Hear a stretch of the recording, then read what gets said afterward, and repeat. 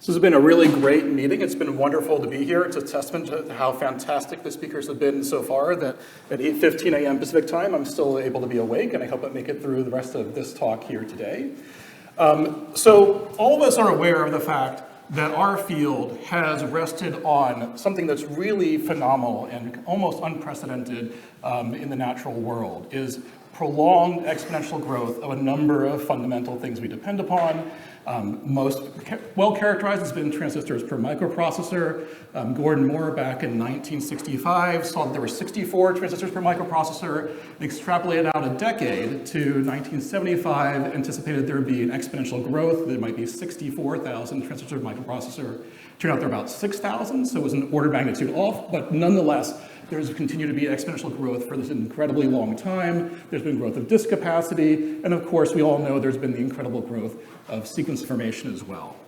Now, like the information about the exponential growth of transistors per microprocessor made by Gordon Moore, there was also a prediction made about sequence information that was made by Wally Gilbert, who, amongst other things, received the Nobel Prize for inventing one of the methods for what was then called rapid DNA sequencing. And in 1990, when I was an undergraduate in his lab, he looked at the rate of growth of sequence formation for the past 5 years, and he made extrapolation as well. But like Gordon Moore, he didn't extrapolate exponentially for a decade. He extrapolated out for 5 decades, out to when there'd be 10 to 19 base pairs of sequence. And he did that because that corresponds to a genome for every person on Earth. And he predicted that every newborn, when they left the hospital, would have their genome on a CD. And he always carried a CD with him. They were new and iridescent. And so I think that he was probably maybe optimistic about how long we'd be using these guys. But it turns out that there are now about a dozen projects already working to sequence newborns and try to interpret the genetic variation there to be able to understand their health, especially for issues associated that may very soon after the period of birth where they may need to be rapid interventions. But as we all know, to be able to make use of this information, we need to be able to interpret the variation. And so there have been a large number of variant impact predictors developed, which we've been talking about here over the course of this meeting, which try to take, given a variant, try to understand something about what that variant does, or use, as we've heard just several times today, methods which actually don't look in the details of what's happening, but understand more generally from large language models to ultimately say, are these variants going to have a pathogenic or benign impact? And the great thing is now there are a huge number of models to choose from. This is a database that we maintain called VIPDB that has over 400 different methods in it. If there's any method that we don't have in there, please let us know and we will add it. In this image here I put here, this Wordle, we've scaled the methods by the log of the number of citations to give a sense of how commonly these end up being popularly used. And so with 400 methods out there, the question is which one do you actually choose for a given application? And to try to understand this, we've been running an experiment called CAGE, the Critical Assessment of Genome Interpretation, which is a community experiment that tries to understand how well methods work, what is the state of the art, and how you might want to use these in different contexts to see where there's been progress and innovations, understand where the bottlenecks are right now to help move things forward, and then bring a community together to actually be able to make our predictions become better over time and to be able to apply them in a better way. And so these slide here is actually a slide that was made in 2010 when we first created the CAGE experiment, and they remain our goals for the experiment today. And the way the CAGE experiment works is we try to do blind predictions, where the predictors really have no way to cheat, and they're really making predictions that are bona fide predictions. And we do that by going out to the community, people like many of you, and collect data sets of information where there's genetic variation information associated with some phenotype that's not yet publicly available, not yet publicly known, and we give the predictions, the genotypic information out to the predictors to try to make predictions in a completely blind way. And we're actually launching the KG7 experiment this summer, and we'll soon be releasing those data sets to the community to make predictions. And then we have an assessment season where we bring in independent assessors to evaluate how the predictors did. And then finally, we have a conference, and we've published about 82 publications from this experiment, including an integrated paper, which tried to bring everything together from the first 5 KG experiments. And so we've learned a lot of things. For example, here's some results from an experiment we ran a few years ago on the NAGLU protein, where there were experiments done on this protein NAGLU, seeing what happens when modifications are made and how it impacts the enzyme activity. And so as we would hope, we see that newer methods customized for this do better than those that are baseline methods, older methods. We also see that the results are highly significant. On the other hand, when you look at the actual relationship between the experimental results and the predicted activity, it doesn't look so great. If you were, for example, trying to diagnose a patient based on this, you might have a lot of concern about how to make use of this. But looking more closely, you can actually see something quite interesting here. That when the predicted activity was low from some of the best methods, in fact, the experimental activity was also very low. And indeed, it's only when the experimental activity is very low like that, that in fact, this is relevant to disease. So what looks like a method that may not be very interesting clinically turns out to actually be a method which may be highly relevant clinically. There are also interesting findings, like for example, that the methods experimentally almost invariably end up being more correlated with each other than they are with the experimental results. And I think an important question here is how much is this telling us about the computational methods, even if they're coming from different types of approaches, and how much is it telling us about the experiments? So KG works at many different levels. Each edition of KG that we typically run about a dozen different challenges, and they run at different types of scales. So I told you a moment ago about simple missense challenges. We also run challenges at the scale of clinical genomes, where we basically give out to the community sets of clinical genomes, along with what the phenotype is of the individual, and have them try to predict what is a diagnostic variant. What is the actual clinical problem that would need to be solved? We run these in a couple of the KG experiments, and every time we ran it, it turns out that predictors in the community identify clinical variants that were diagnostic that had been missed by the laboratories that actually had looked at these first. In the case of KG4, which was data sets from the sick kids, provided to us by Steven Brenner, that there were 2 individuals that were undiagnosed by the sick kids clinical lab, and that predictors came up with variants that were highly predictive, and they determined were correct. In the case of this variant here, for example, that variants in this gene lead to a very specific type of epilepsy, and the lab did not know what type of epilepsy the individual had. So then once they found this variant, they called actually back to the doctor and said, what type of seizures does this individual have? And it was basically a perfect match. They were quite confident that was correct.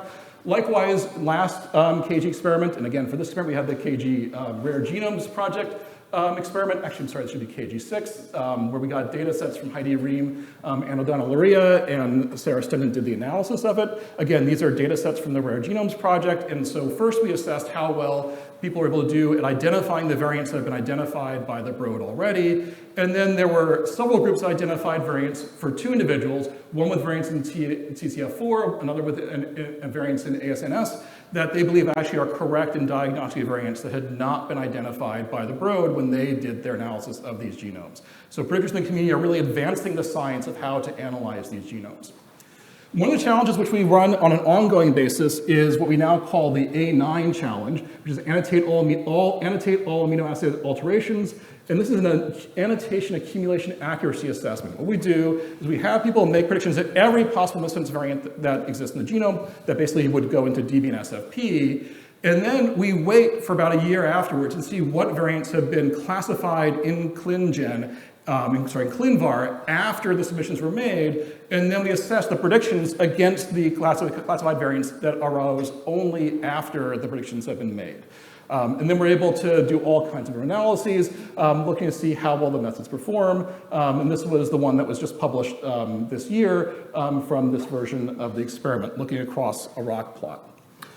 So it's always exciting to see when our field gets attention in the broader world, and this was an article that showed up actually just before the last KG meeting that we held on September 19th in the Wall Street Journal, talking about AI model scours our genes to guess who might get sick. I'm not sure guess is the word I would use, though it's kind of exciting to see this until we actually read deeper into it, where it said that actually these methods are useless.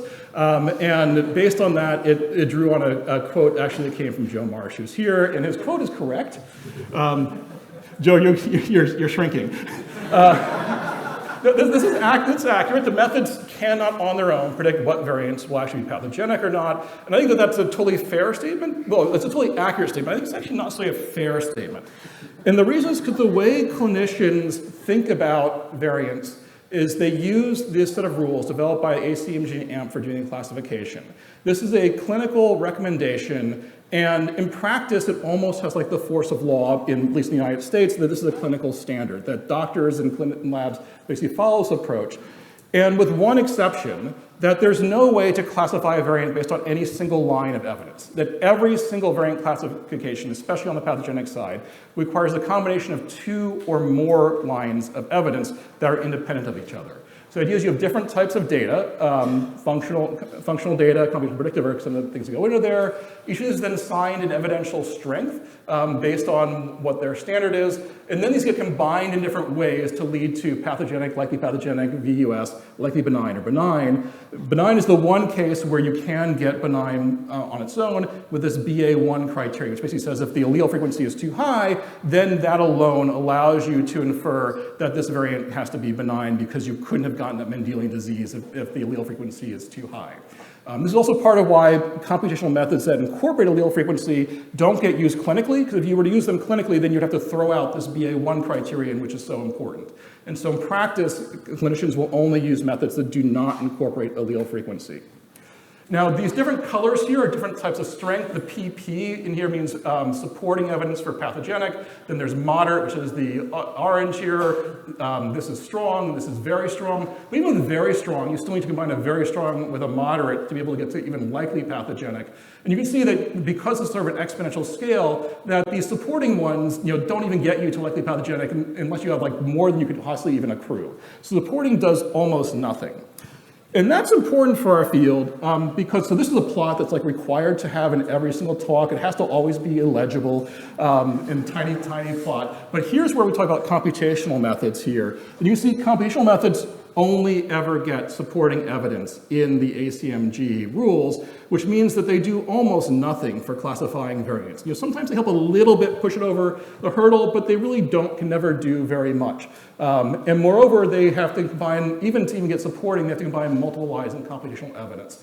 And this was broadly misunderstood. So shortly after these guidelines were promulgated, that the ClinGen sequence variant interpretation group decided to basically try to clarify what this rule actually meant, because one, the criteria basically didn't say what tools to use, that many people are using developer-assigned thresholds, and those thresholds turned out not to be designed well for these clinical use, and so the idea was we should have better thresholds. And then this multiple lines of computational evidence led people to doing various types of consensus that didn't make much sense with methods that were highly correlated with each other. So our brief, basically, what they wanted us to do, the clinicians leading the program, wanted us to basically take Revel, which is one of the methods that have been developed by ClinGen, come up with thresholds for it and say, okay, here's the threshold for Revel that will be able to get you supporting level evidence. We decided to exceed that brief, but it ended up taking us about 10 times longer as it had been intended. And the approach we used was to try to do a careful calibration of the computational methods and see how strong the evidence they could provide was. And so the approach is we took data that were variants that had not been used in the training of any method, which took a long time to be able to collect. And then we basically just ordered these according to the score of a given method. So we took one method and see how it ranked them. We looked to see what's the ratio of things that were pathogenic versus those which are the total there. And we basically just drew a curve that says here's what the score is and here's what the posterior probability is based upon what we're seeing here. We do the same thing on the benign side, and then we end up being able to get a ranking saying here's a threshold, a score that gets you supporting evidence for pathogenicity. Here's a threshold that gets a score for supporting. And this is something that now can be applied to any method. It's not just being used for one particular tool. But beyond that, we went beyond just supporting and said, well, what would it take to get to levels of evidence that are exponentially stronger for moderate strong and very strong? One important thing I want to point out here that we introduced was actually using these local windows. We're trying to actually, within each point, to figure out what is the actual evidence strength there, as opposed to using an accumulation, which would lead to biases based upon what other variants existed. And being able to actually get these local window estimates accurate ended up being very challenging to do. It's kind of trying to find a tangent on these curves here. And so we went ahead and managed to convince the clinicians that this was a valid thing to do, and this is now a clinical recommendation. Vikas Pejever was the first author on this, and this was really kind of letting the barbarians at the gates, and that now PP3, the pathogenic evidence from computational methods, can be at the level of strong for a certain number of variants for various tools.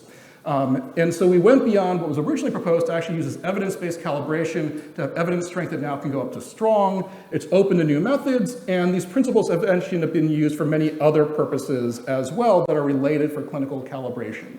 And this is actually a follow-up paper that we had where we were able to use this to calibrate newer tools, including the alpha missense, which have been talked about in that article, showing in fact that alpha missense 2 can actually provide strong evidence, which can have a very substantial impact in the clinic. And so in fact, alpha missense and this wide array of other tools that we looked at are in fact not useless, but can have now a great impact and be able to lead to more patients getting correct diagnoses. And because this is a clinical standard that has been promulgated by ClinGen, this is something that clinical labs can and do now use. So as I mentioned, that this work has inspired others to use it in other areas. This is a preprint thinking about how to be able to calibrate functional assays. And then there's actually also, I think, a talk tomorrow and a poster that will talk about trying to narrow this and improve the predictions for individual genes.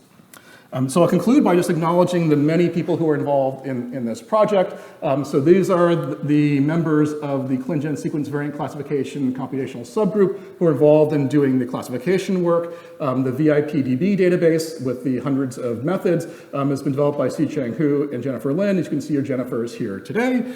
And also to acknowledge all the many people involved in the KG experiment over the years. And I hope that you will all work with us in the KG7 experiment, which will be opening soon. And so I'd be happy to take any questions you might have.